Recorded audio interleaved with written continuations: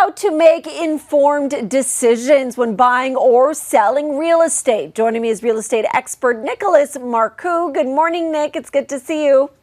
Good morning. How are you? I'm doing well, thank you. If you're buying or selling a property, right, this is the largest financial undertaking that you're going to, possibly take in your entire lifetime. So why is, making sure you're going to the right sources important?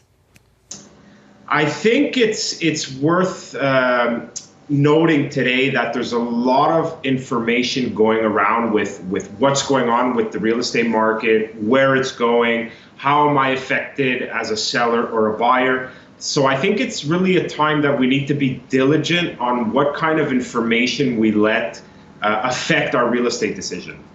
Yeah, very smart. And like you said, all that information available at our fingertips. So what are some of the stuff that we need to look out for, Nick? Starting with, maybe some alarming headlines that we might be seeing around now with, recession or whatnot. Yeah, so there's a lot of dramatic news going around, whether it's through articles, videos, social media, or whatnot. So there's a lot of headlines that'll just make you worry or make you panic. But I think it's really important that we dig a little bit deeper and look for the information that's really factual. Yeah, and speaking of information, you want to make sure that it's not just some unnamed source, right? And this goes for anything, in fact, that it's somebody from the industry, from real estate, that knows what they're talking about. Yeah, absolutely. So it's extremely important as to who is giving the information, what kind of sources they're coming from, and where are the statistics coming from. Are they actual stats that come from the real estate board?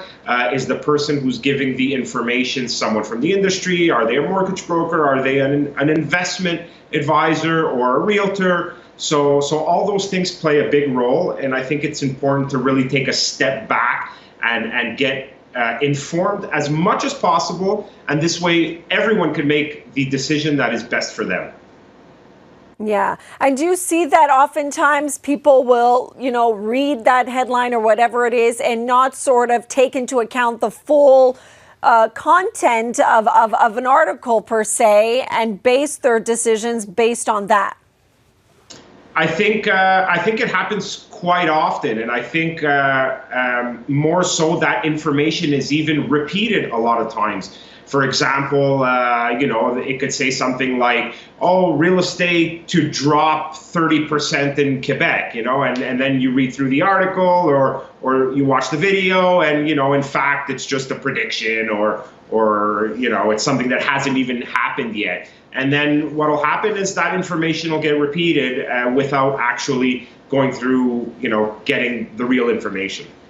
Yeah. And obviously you're a real estate broker, so important to talk to someone like you. But what other parties should you be talking about when making such a decision?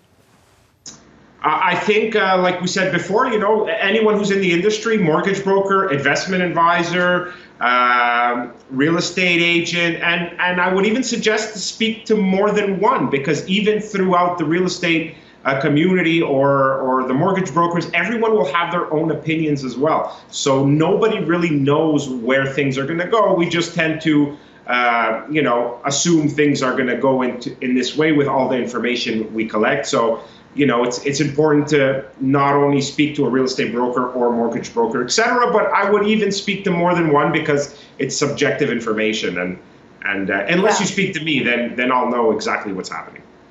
So tell us, Nick, is the market really dropping a lot? What are we seeing? That was a joke, by the way.